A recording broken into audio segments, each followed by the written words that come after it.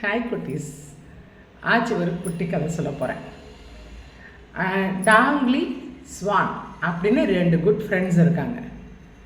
எங்கே போனாலும் சேர்ந்தா போவாங்க. ஸ்கூலுக்கு போனாலும் சரி, வீட்டில் போய் சாப்பிட போனாலும் சரி, ஃப்ரெண்ட்ஸோட விளையாட போனாலும் எப்பயுமே 2 பேரும் ரொம்ப க்ளோஸ் ஃப்ரெண்ட்ஸ்.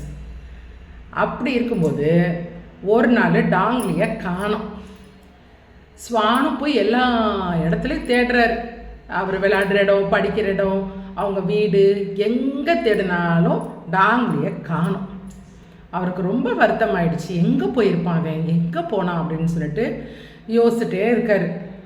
அப்போ கொஞ்சம் நாள் கழித்து பார்த்தீங்கன்னா டாங்லி வர்றாரு.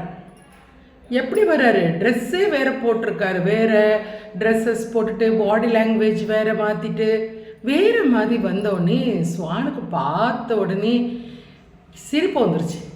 என்னடா இப்படி வந்திருக்க, என்ன உன் ட்ரெஸ்ஸெல்லாம் இப்படி மாறி போயிருக்கு அப்படின்னு கேட்குறான்.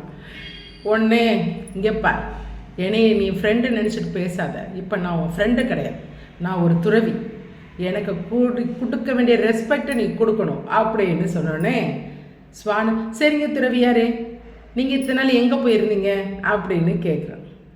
நான் ஒரு துறவி, ஒரு குருவை ஃபாலோ பண்ணிகிட்டே போனேன். அவரை மாதிரியே ட்ரெஸ் போட்டுட்டேன், அவரை மாதிரியே பாடி லாங்குவேஜ், அவரை மாதிரியே பேசுகிறதெல்லாம் கற்றுக்கிட்டேன். என்ன ஒன்று, தியானம் பண்ண தான் வரல அப்படின்னு சொன்னோடனே, ஏன் துறவியாரே உங்களுக்கு தியானம் பண்ண வரல அப்படின்னு கேட்குறாரு ஸ்வான். நான் நினைக்கிறேன் அந்த குரு வாசலில் ஒரு பூனையை கட்டி போட்டிருந்தார். அந்த பூனையை தேடி தான் இப்போ நான் போகிறேன். வேறு ஒரு பூனையை வாங்கிட்டு அது நானும் கட்டி போட்டேன்னு வச்சுக்கோ, எனக்கும் தியானம் வந்துடும் அப்படின்னு சொன்னோடனே ஸ்வானுக்கு பயங்கரமாக சிரிக்கிறாப்புல, கக்கன்னு சிரிக்கிறாப்புல. சிரிச்சிட்டு, என்ன நீ நினச்சிட்டு இருக்க, பூனைனாலேயா தியானம் வருது? இப்போ நீ ராஜா ட்ரெஸ் போட்டால் ராஜா ஆகிடுவியா? இப்போ யார் மாதிரி ட்ரெஸ் போட்டாலும் அந்த மாதிரி ஆக முடியுமா? முடியாதுல்ல. தியானன்றது கற்றுக்கணும் முதல்ல, அது உள் உணர்வுலேருந்து வர வேண்டியது அப்படின்னு. ஓ, நீ அப்படி சொல்கிறியா? ஆமாம், முதல்ல இந்த ட்ரெஸ் எல்லாம் கழட்டி போட்டுட்டு அந்த குருக்கிட்ட போய் தியானம் பண்ணுறது எப்படின்னு கற்றுக்கோ. அதுக்கப்புறம் நீ இந்த குரு மாதிரி நீ வேஷம் போட்டுக்கிறத பார்த்துக்கலாம் அப்படின்னு சொன்னோன்னே அப்போ தான் அவரோட தப்பே இந்த டாங்லிக்கு புரிஞ்சிச்சு. ஆமாம் நண்பா, நீ சொல்கிறது கரெக்டு.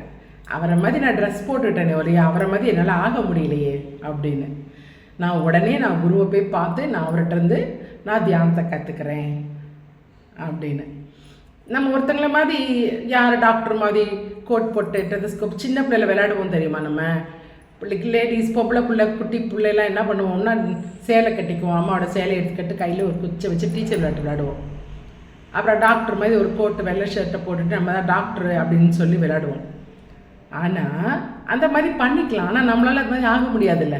பெருசானதுக்கப்புறம் படித்து அதுக்குரிய எவ்வளோ கஷ்டம், டீச்சராக அது எவ்வளோ கஷ்டம், மாதிரி பிள்ளைகள ஸ்டூடெண்ட்ஸ் எல்லாம் பார்த்துக்கிறது எவ்வளோ கஷ்டம்னு அப்புறம் தான் தெரியும்.